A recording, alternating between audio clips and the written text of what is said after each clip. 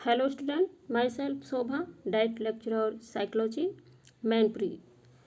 आज हम fourth semester शैक्षिक प्रबंधन एवं प्रशासन जो कि डीएलएड छात्रों का द्वितीय अनिवार्य प्रश्न पत्र है, इसके अंतर्गत विद्यालय प्रबंधन क्या होता है, विद्यालय प्रबंधन क्यों आवश्यक है, विद्यालय प्रबंधन के क्या क्या उद्देश्य हैं और प्रधानाचार्य की इसमें क्या भूमिका होती है, इसके बारे में विस्तार से अध्ययन करेंगे।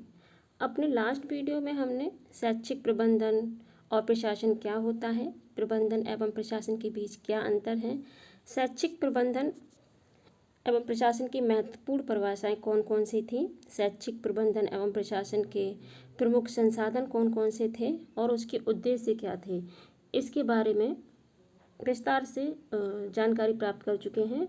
तो चलिए स्टार्ट करते हैं। विद्यालय प्रबंधन।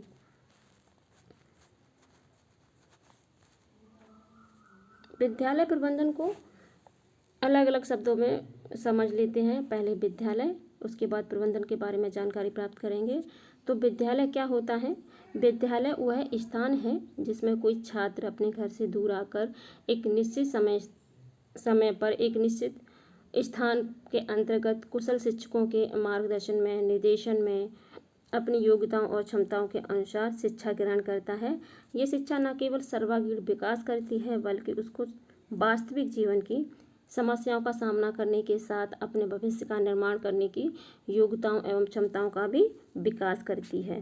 ये तो हो गया विद्यालय। अब प्रबंधन क्या है? उपलब्ध संसाधनों का दक्षतापूर्वक, कुशलतापूर्वक एवं प्रभावी ढंग से प्रयोग करना और साथ ही साथ कार्यरत कर्मचारियों के मध्य एक समन्वय स्थापित करना जिससे कि निर्धारित लक्ष्यों को, उद्देश्यों को पूरा किया जाए, क्या कहलाता है? प्रबंधन कहलाता है। और जब ये प्रबंधन विद्यालय के परिप्रेक्ष्य में विद्यालय के अंतर्गत विद्यालय के उद्देश्यों को प्राप्त करने के लिए या विद्यालय के कार्यों को सुचारू रूप से चलाने के लिए हम करते हैं तो इसे हम विद्यालय प्रबंधन के नाम से जानते हैं। विद्यालय प्रबंधन किसी भी विद्यालय की वह जीवनदायिनी शक्ति है जिस पर वह उस विद्यालय की संपूर्ण प्रगति निर्भर करती है। जिस विद्यालय में प्रबंधन जितना अच्छा होगा वह विद्यालय अपने उद्देश्यों को, अपने लक्ष्यों को प्राप्त करने में, अपने विद्यार्थियों को बेहतर ढंग से, प्रभावी ढंग से शिक्षित करने में उतना ही सफल होगा।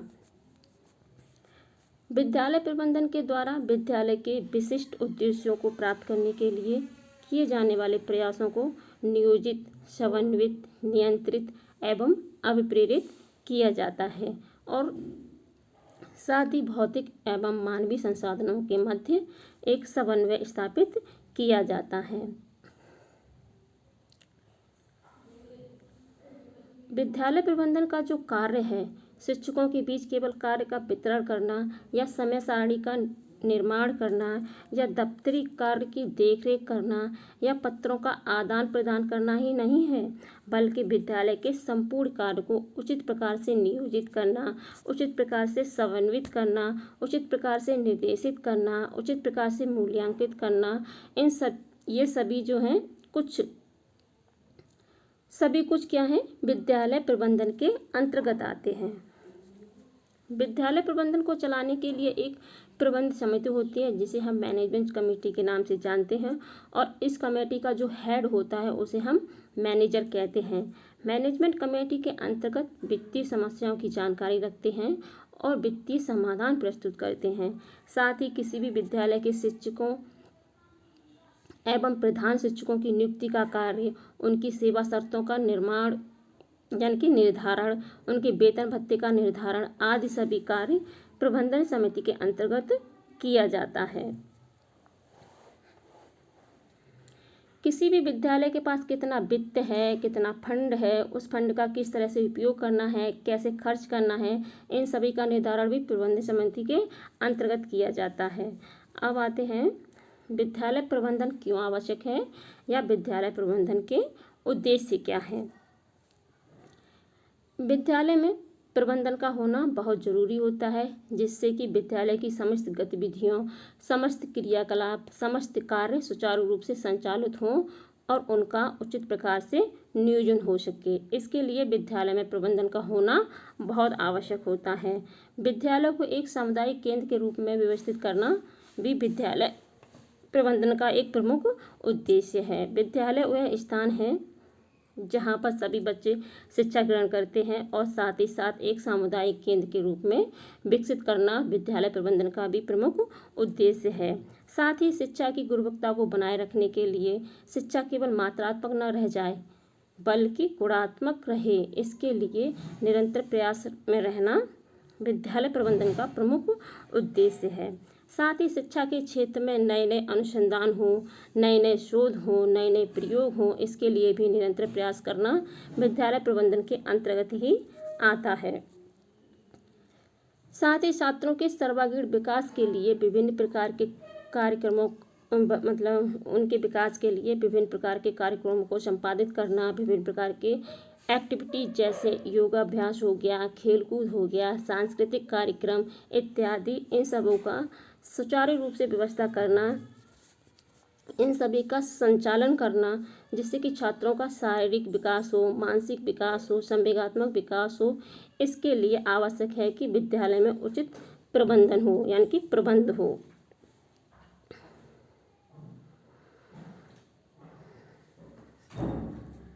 साथ ही विद्यालय के कर्मचारियों के मध्य कार्यों का उचित विभाजन हो, सभी को बराबर से काम मिले, इस बात की देखरेख करने के लिए विद्यालय प्रबंधन का होना आवश्यक होता है।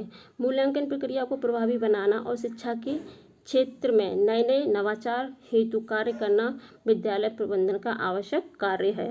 अब आता है कि विद्यालय प्रबंधन में प्रधानाचार्य की क्या भूमिका होती है, यानी कि एक विद्यालय में प्रधानाचार्य की क्या भूमिका है।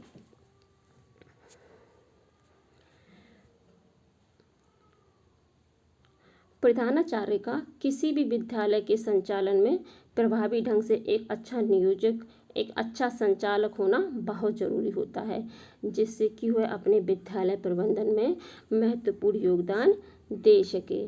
विद्यालय में जो भी स्थूल संसाधन हैं, जो अनिवार्य सुविधाएं हैं, जिनके बिना एक विद्यालय आगे नहीं बढ़ सकता, इसके लिए उचित व्यवस्था करना प्रधानाचार्य के लिए बहुत आवश्यक होता है। जैसे फर्नीचर की व्यवस्था करना, पत्र पत्रिकाओं की व्यवस्था करना इत्यादि का ध्यान रखना।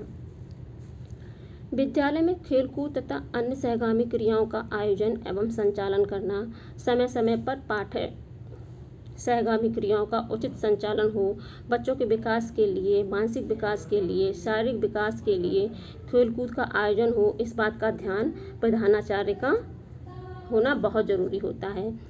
शिक्षकों के मध्य कार्य का उचित विभाजन करना, पाठ्यक्रम के अनुसार सभी कक्षाओं में प्रभावी ढंग से शिक्षण कार्य संपन्न हो रहा है या नहीं, इस बात की जानकारी रखना और परीक्षाओं को समय से आयोजित करना, उसके लिए समय सारणी का बनाना और मूल्यांकन प्रक्रिया प्रभावी ढंग से संपादित हो, इसके लिए प्रधानाचार्य का यह कर्तव्य है कि इन कार्यों का पर्यवेक्षण एवं निरीक्षण करता रहे।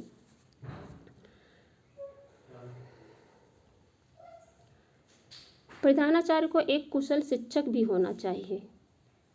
प्रधानाचार्य को एक कुशल शिक्षक भी होना चाहिए। उसे एक आदर्श शिक्षकों का उदाहरण अन्य शिक्षकों के सम्मुख प्रस्तुत करते रहना चाहिए। उसे अपने विषय का अच्छा ज्ञान होना चाहिए, जिससे कि समय पड़ने पर कक्षा में जाकर शिक्षण कार्य को संपन्न कर सके तथा साथ में समय समय पर छात्रों को उचित निर्देशन भी देते रहना चाहिए। ये हो गए प्रधानाचार्य की भूमिका। आज के लिए बस इतना ही।